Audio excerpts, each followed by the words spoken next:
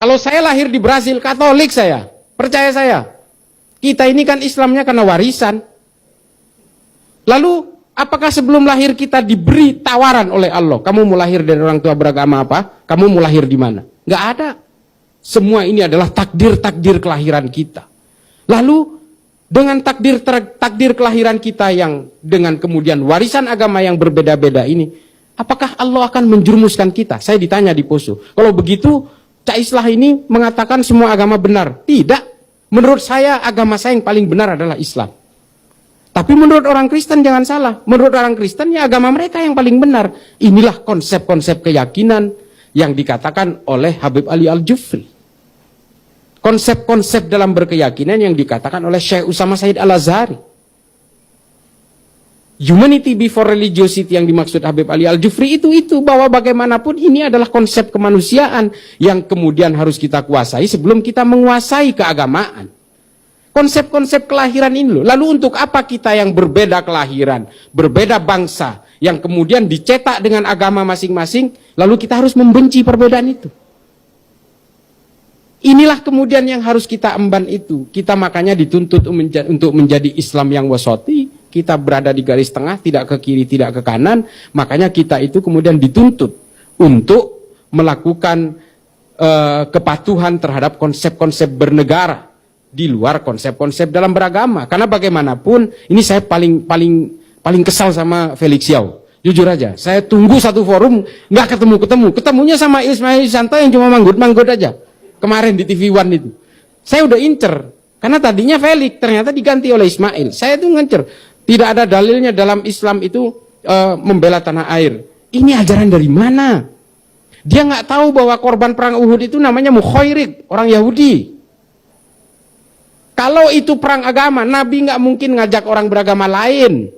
Ini adalah konsep bela negara, bela tanah air. Karena Madinah diserang oleh orang-orang kafir Quraisy. Makanya Nabi mengajak orang Yahudi, orang Nasrani untuk terlibat dalam perang.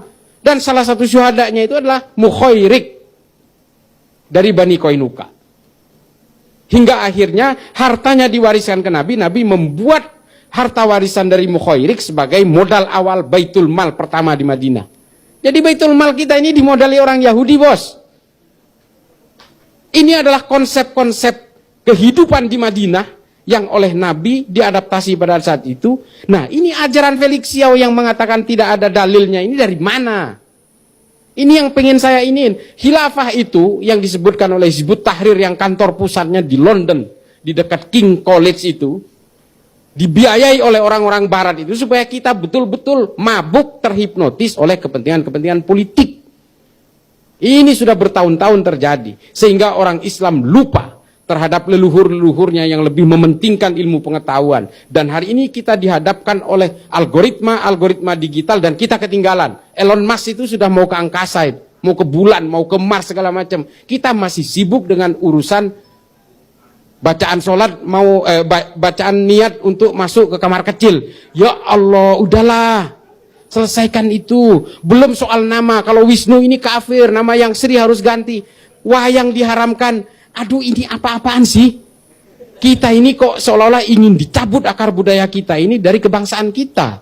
Sehingga apa? Ketika otak kita sudah nol, kita dikuasai oleh mereka dan kita didikte menjadi boneka-boneka mereka. Ini kan semua politik. Semua jaringan teror di seluruh dunia hari ini, itu semua tujuannya politik. Untuk menegakkan daulah khilafah Islamiyah. Oh, namanya keren. Ada jamaah Islamiyah, jamaah Ansarud Daulah, jamaah Ansarud Khilafah. Wow, namanya keren-keren, Islami banget. Padahal semua tujuannya adalah membangkitkan revolusi, membentuk toliah-toliah untuk menguasai negara ini. Coba itu, Taliban. Bangga banget, kita usir asing. Hari ini apa? Mereka ngemis-ngemis kepada asing. Ini dunia hari ini. Tidak mungkin satu negara bisa hidup tanpa bantuan negara lain, kafir-kafir lain. Ini yang harus kita pahami. Saya terus terang paling suka menggunakan konsep-konsep sejarah. Karena tidak ada dispute di dalamnya. Tinggal kita adu literasi aja. Mau Ad-Dinuri, Ad-Dinawari, Ibnu Athir, Ibnu Kathir, Ibnu Mas'udi, Imam Suyuti, At-Tabari. Mari kita pakai semua literatur itu. Kalau fikih nggak ada batasnya, pasti debatnya panjang sampai kiamat itu. Saya nggak pernah mau pakai fikih, mau pakai ayat juga nggak pernah. Saya tampil di TV dimanapun, di seminar apapun, dengan kelompok HTI, kelompok Wahabi, nggak pernah saya mau pakai fikih-fikih. Selain saya memang bukan ahli fikih, fikih itu adalah interpretasi. Fikih itu adalah otak manusia. Agama itu bukan ideologi, tafsirnya ideologis. Saya ulangi, agama bukan ideologi, tafsirnya ideologis. Itulah mengapa pada jam, wah ini jadi panjang lagi tadi padahal udah terakhir. Itulah terakhir. Itulah mengapa ya pada abad ke-10 diskursus keilmuan di dalam Islam itu betul-betul dihargai. Coba bayangkan, apakah dulu kalau berbeda pemikiran dipenggal lehernya? Nggak ada, hanya orang-orang Wahabi yang melakukan itu. Ulama-ulama di Saudi ditangkap, dipenggal oleh Muhammad bin Salman karena dianggap berbeda. Itu memang perilaku Wahabi dari dulu. Nah, lalu apakah dalam Islam seperti itu? Tidak. Pada abad ke-10 dan abad ke-11, pemikiran ateisme yang hari ini diadaptasi oleh Darwin, oleh Engels, oleh Marx, oleh Lenin, oleh Feuerbach dan sebagainya itu berawal dari pemikiran-pemikiran orang Arab Islam. Oleh Abul A'la Al-Ma'arri dalam Al-Kullumiyah. Diadaptasi dari Al-Mukaffa. Diadaptasi dari Abu Bakar Ar-Razi.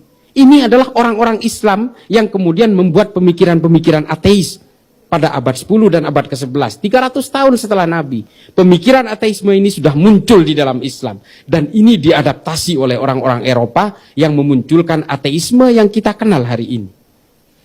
Mengapa mereka tidak dipenggal? Karena dalam Islam itu diskursus keilmuan itu betul-betul dihargai. Hari ini apa? Ibnu Sina dikafirkan karena orang Parsi, orang Syiah. Terus memunculkan apa dari orang Islam hari ini? Tidak ada. Filsafat dikafirkan, diharamkan, dan tanpa pernah melahirkan Rumi, Tabrizi, Al-Farabi, Al-Kindi, Al-Khawarizmi, Ibnu Rushd. Tidak pernah lagi. Seperti yang saya bilang. Dulu itu perdebatan antara Al-Ghazali dengan Ibnu Rushd itu buku melawan buku. Kan kita tahu Tahafud Al-Falasifah ditulis oleh Al-Ghazali. Dilawan lagi oleh Ibnu Rushd dengan Tahafud At-Tahafud. Ini kan keren gitu.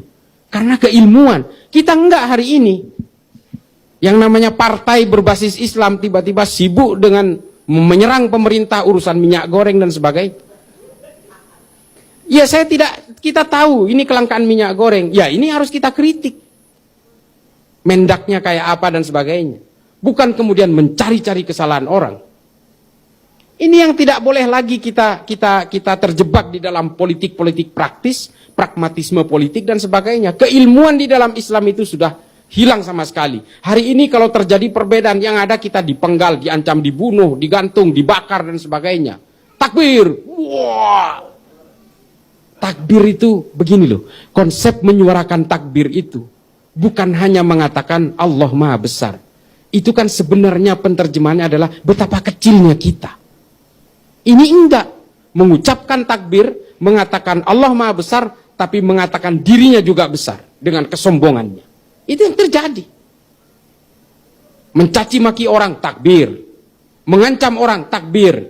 Ini adalah perilaku-perilaku Khawarij yang muncul dari perang Siffin, bergulir menjadi 25 firqah sehingga hari ini, dan itu meracuni kita lewat media-media sosial, algoritma digital dan sebagainya.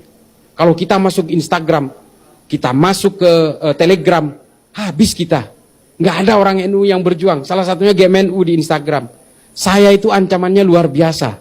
Serius. Saya tiap hari itu dikafirkan, minimal mau dibunuh. Tapi apa saya takut? Insya Allah enggak. Ada teman-teman GMNU, ada kiai-kiai NU, ada ratib-ratib yang saya baca sangat rajin. Ratib Haddad, Ratib Al-Attos. Saya rajin. Guru-guru kitab saya para habaib. Habib Ali Al-Kaf itu guru kitab saya. Hari ini saya sedang ngaji Irsyadul Ibad. Zainuddin Al-Malibari. Kepada Habib Ali Al-Kaf. Terima kasih. Mudah-mudahan ini menjadi manfaat. Kalau ada kesalahan itu datangnya dari saya yang fakir ilmu. Kalau ada kebenaran insya Allah itu datangnya dari Allah Ta'ala. Akhirul kalam, wabillahi taufik wal hidayah. Assalamualaikum warahmatullahi ta'ala